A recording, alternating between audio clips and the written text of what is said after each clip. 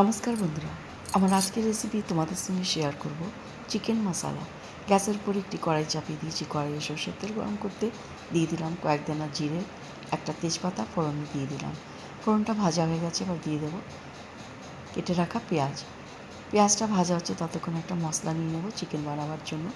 এখানে মশলার মধ্যে নিয়েছি হাফ চামচ লাল লঙ্কার গুঁড়ো, হাফ চামচ জিরে গুঁড়ো, হাফ চামচ ধনে গুঁড়ো, 1 চামচ হলুদ গুঁড়ো, 10-12টা গোলমরিচ, আর নিয়ে নেব 5-6 কোয়া রসুন, 4-5 টুকরো কাঁচা লঙ্কা, 1 টুকরো আদা। এবার সব কিছু একসঙ্গে গ্রাইন্ড করে নেব। মশলা গ্রাইন্ড হয়ে গেছে, এখন আমি চলে যাব গ্যাসের কাছে। পেঁয়াজটা আমার ভাজা হয়ে গেছে। এবার ভাজা পেঁয়াজে আমি দিয়ে দেব চিকেনটাকে পেঁয়াজের সঙ্গে খুব ভালো করে ভেজে নেব কয়েক মিনিট।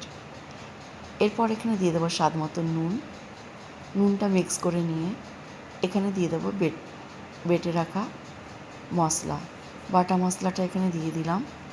এবার মশলার সঙ্গে খুব ভালো করে মিক্স করে নিয়ে নাড়াচাড়া করে চিকেনটাকে কষিয়ে নেব। চিকেনটা ঢেকে ঢেকে আমি এখানে মিডিয়াম ফ্লেমে কষিয়ে নেব। 10 মিনিট পর্যন্ত কষিয়ে নিয়ে ঢাকনা খুলে দেখে নিলাম। এবার চিকেনটা আমার খুব ভালোভাবে কষানো হয়ে গেছে। দেখতেই পাচ্ছ মশলার থেকে তেল ছেড়ে দিয়েছে। এবার গ্রেভির জন্য জল দিয়ে দেব।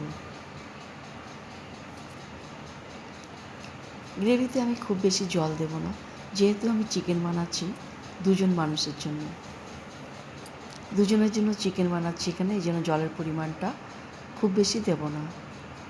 এবার আমি ঢেকে রেখে 10 মিনিট ঢেকে রাখবো চিকেনটাকে। নামাবার সময় দিয়ে দিলাম 1 চামচ গরম মশলা, বাটা গরম মশলা দিয়ে দিলাম। এবার চিকেনটাকে আমি সার্ভ করে নেব।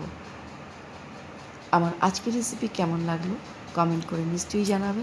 ভালো লাগলে একটি লাইক, শেয়ার, সাবস্ক্রাইব করবার অনুরোধ রইল।